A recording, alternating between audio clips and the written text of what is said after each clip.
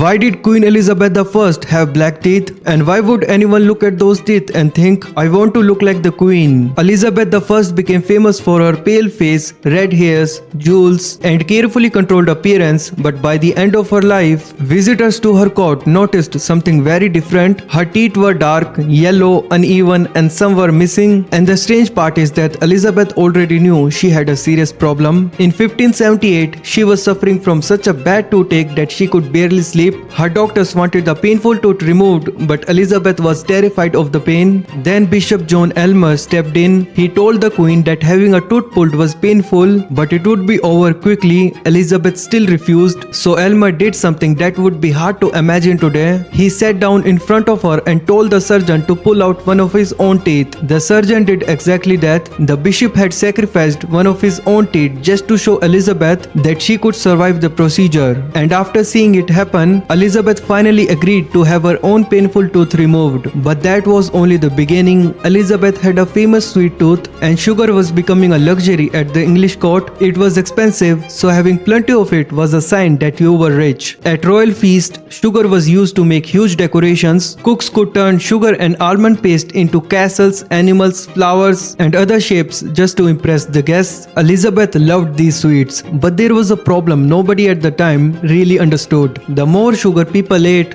the more likely they were to suffer serious tooth problems. And by the time Elizabeth was older, people could actually see the damage. In 1598, the German traveler Paul Hetzner visited Elizabeth when she was 65. He noticed her teeth and described them as black, blaming the problem on the English love of sugar. But another visitor had already noticed something similar. The French ambassador André Hurault-Damas described Elizabeth's teeth as yellow and uneven and said that several were missing. So this wasn't something people discovered hundreds of years later. Visitors were standing in front of the Queen and seeing it for themselves. But then the story gets even stranger. Elizabeth was extremely careful about how she looked. Her portrait showed her with pale skin, carefully arranged hair, beautiful clothes, and expensive jewelry. Everything helped create the image of a powerful and almost timeless queen. But a portrait could hide a bad tooth. A real person standing in front of her could not. And somehow Elizabeth's influence became so strong that some women even began blackening their own teeth.